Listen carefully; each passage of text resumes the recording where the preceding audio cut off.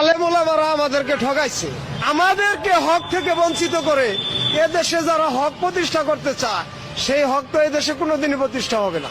আলেম ওলামারা আমাদেরকে ঠকাইছে।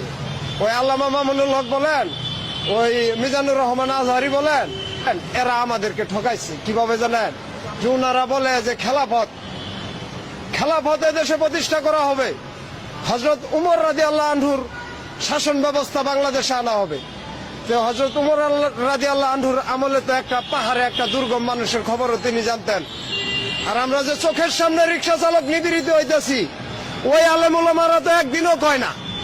আমাদেরকে হক থেকে বঞ্চিত করে এদেশে যারা হক প্রতিষ্ঠা করতে চায় সেই হক তো এদেশে কোনোদিনই প্রতিষ্ঠা হবে না। আল্লাহ পাক তো এই 2 নম্বরই পছন্দ করবে না। আলেম ওলামাদের দায়িত্ব ছিল যে আমরা রিক্সা চালক, আমাদের 60-70 বছর বয়স, আমাদের মানবাধিকার কি, আমাদের উপরে কি হক আছে, এই দেশে ইসলামের কি হক আছে আমাদের কাছে, আমরা এই রাষ্ট্রের কি হক পাই, এটা আমাদের চাইতে ওই আলেম ওলামারা ভালো জানে। কিন্তু ওনারা আমাদেরকে সিস্টেমে ঠকাইতে আছে। সিস্টেমে ঠকায় আমাদের তো কোনো জায়গায় তারা স্থানই দিচ্ছে না। দালাভাবে ডাকতেছে, রিক্সাওয়ালাগর পোশাক দেন শরীরে, তারা কি কোনো সমাজে যায় দাঁড়াইতে পারে?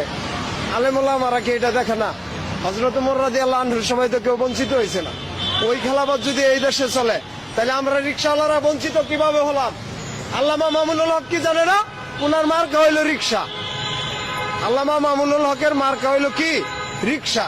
এই রিক্সার চালক যে দুরবস্থা, এটা কি উনি জানে না?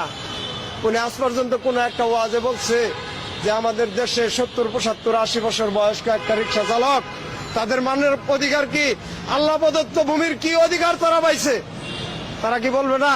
তারা তাদের হকের কথা বলতেছে, কিন্তু আমাদের যে হক এইটার কথা তারা বলতেছে না। আজকে এই কথা কইছি, হয়তো আলেম ওলামারা আমারে ধরতে পারে যে শালা তুই রিক্সাওয়ালা, এত বড় কথা কস আমাকে হুজুরের নামে। ওই হুজুরকে আমরাও সম্মান করি, শ্রদ্ধা করি। আমরা দীর্ঘদিন আশায় ছিলাম যিনারা আল্লাহর কালামের সবকিছু জানে, এই কালাম থেকে যে আমাদেরকে বঞ্চিত করা হইতেছে, অবশ্যই তারা এই কথাটা বলবে।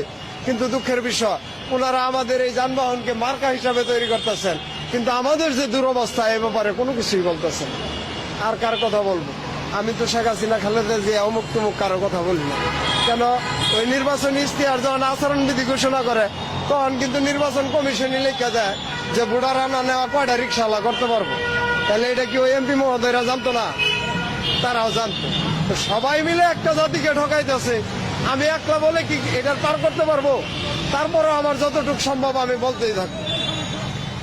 কেন? আলেম ওলামাদের উচিত যে আমাদের নিয়ে কথা বলা।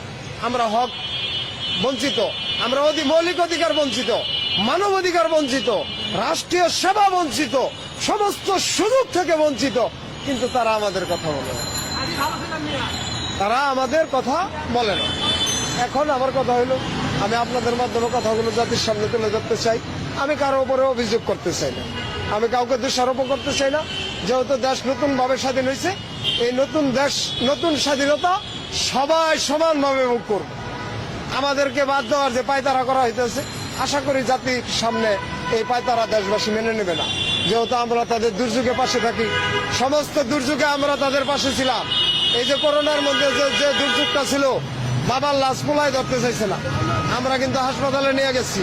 ওই নিউরো সায়েন্স আগারগাঁও, ওই মুগদা মেডিকেল, ওইসব জায়গায় কিন্তু আমরা নমুনা নিয়ে গেছি। আমরা কিন্তু ডরাই না। জাতির এই যে বৃষ্টিতে তোলায় যায়, আমরা ছাড়া কিন্তু কোনো ভরসা থাকে না। আমরা জাতির দুর্যোগে থাকি। অবশ্যই এই দেশবাসী আমাদেরকে বিপদগামী করবে না, কখনোই আমাদের দাবিগুলো পিছনে ঠেলবে। শেষ বার্তা কি আলেম ওলামাদের কাছে? তারা যদি এই রাষ্ট্র গঠন করতে চায় কি ভূমিকা রাখা উচিত? আমি আলেম ওলামাদের কাছে বলছি যে আমি একজন মুসলমান, আমি ইসলামী শাসন চাই, আল কোরআনের শাসন চাই। এটা আমার চাওয়া, এটা আমার ইমানি দায়িত্ব। কিন্তু আমি আলেম ওলামাদের কাছে বলছি, আমরা রিক্সা চালক, আমরা অধিকার বঞ্চিত। আমাদের মৌলিক অধিকার নিয়ে তারা যেন কথা বলে। আমরা তো শিক্ষিত না, আমরা কিভাবে বলবো? ওনারা আমাদেরকে বাদ দিতেছেন কেন? ইসলাম তো কাউকে বাদ দেয় না, এটা তো শান্তির ধর্ম। আমরা তো মুসলমান, আমাদেরকে এভাবে ছেড়ে দিলেন কেন? এই যে রিক্সা চালকদের মধ্যে যে কি অবস্থা, আপনি জানেন না? আমাদের নাম কোনো ব্যাংকে নামই নাই, কোনো ব্যাংকে আমাদের নামই নাই, আমরা বিশ্বের কাছে দেনা। তো হুজুরেরা কি এইসব বিষয়টা জানে না? হুজুররা কি এই পলিসিটা আমাদের সামনে কোনোদিন তুলে ধরছে?